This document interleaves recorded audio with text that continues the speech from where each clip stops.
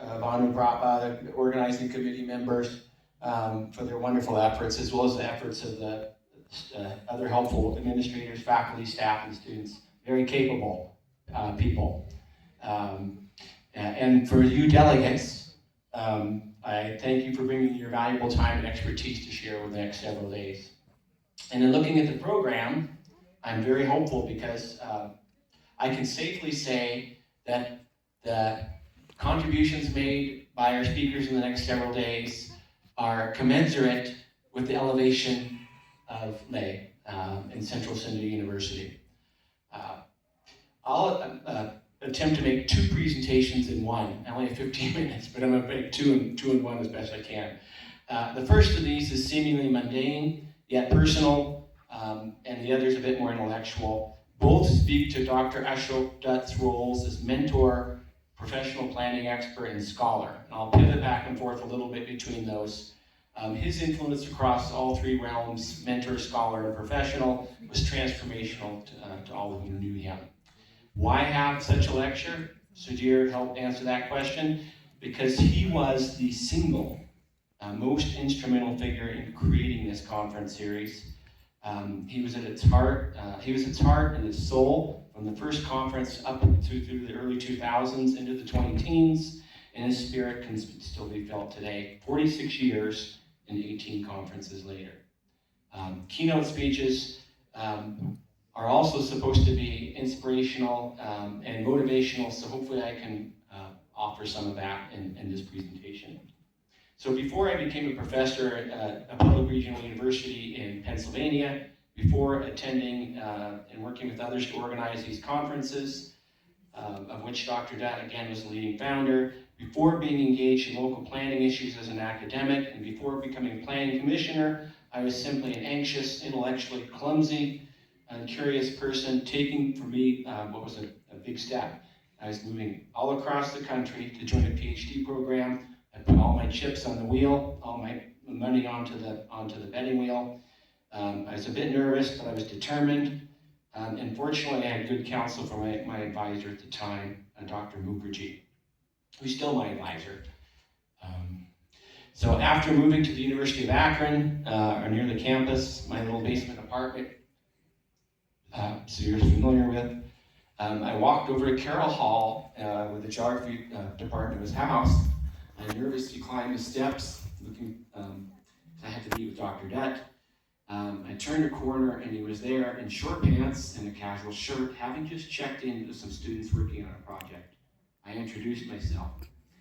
He was at the same time a welcoming and imposing presence. He commanded the hallway, just as I would later discover he would command any meeting, office visit, conference session, or social gathering with a booming voice and exuberance. He was immediately a larger-than-life character.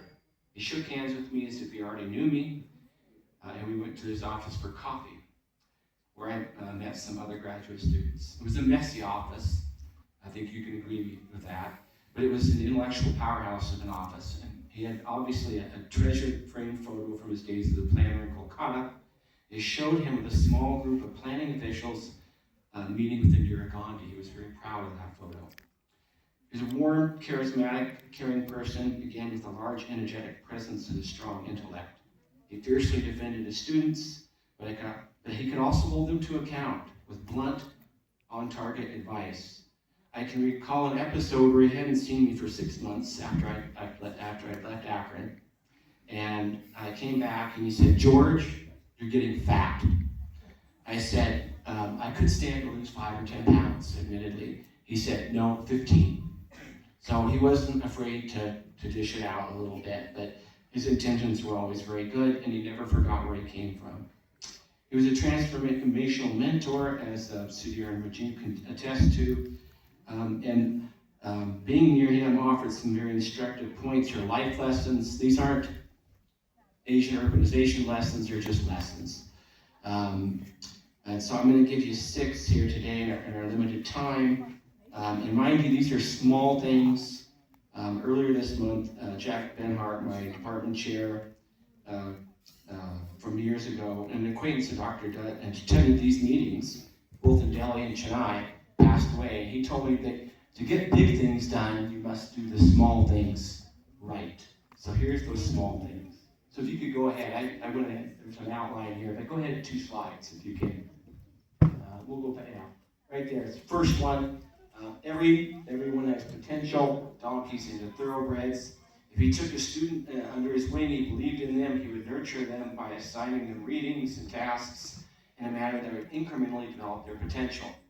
He would pride himself in turning donkeys into thoroughbreds, or rather seemingly mediocre students into blossoming young scholars who would go on to career success. Though I admit my donkey ears are still a little, you can see them. Next slide.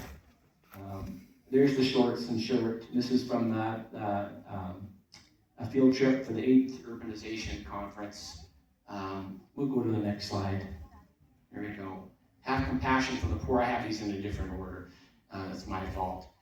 He dedicated his intellect to helping those in less fortunate circumstances through his research, and over decades did his best to study slums and slum dwellers. In part, this came from his time as a young planner with the Calcutta Metropolitan Development Authority, or CMDA.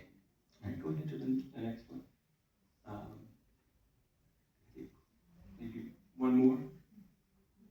Okay, that's just a photo from the conference with Dr. Halder was his assistant from a bunch of that slum research, because he worked as a survey expert in Kolkata. All right, go ahead. That's from the same conference with some of his former students, Sam Thompson, Islam, and now respected department chair and dean. Go ahead to the next slide. All right. Don't let the, I may have missed a slide in here. Don't let the imperfect be the enemy of the good. He would make every effort to have students do high quality work. However, he realistically did not expect perfection. Not every thesis was perfect. He was a satisficer instead of a perfectionist. In other words, it had to be satisfactory. Indeed, his view was the best thesis was a done thesis that demonstrates the student's ability to conduct research. Meanwhile, by contrast, a brilliant colleague in the department would mentor students, but very rarely have his students complete their degrees because of his unrealistic expectations. All right, we'll go to another one.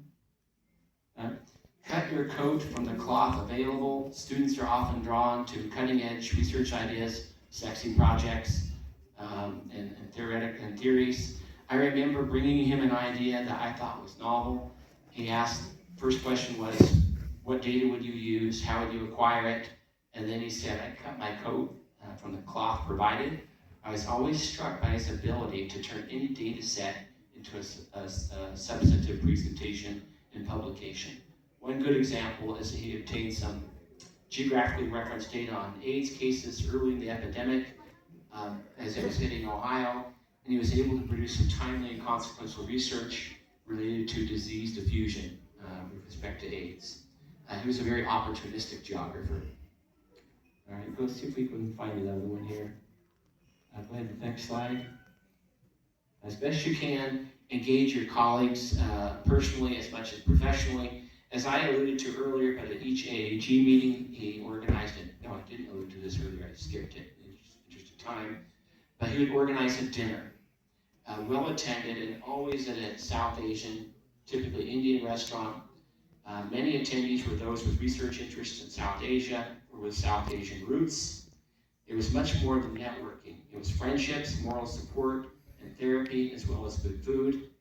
If gathering others together, as best you can, do gather others together, and as best you can, follow the 3 M's.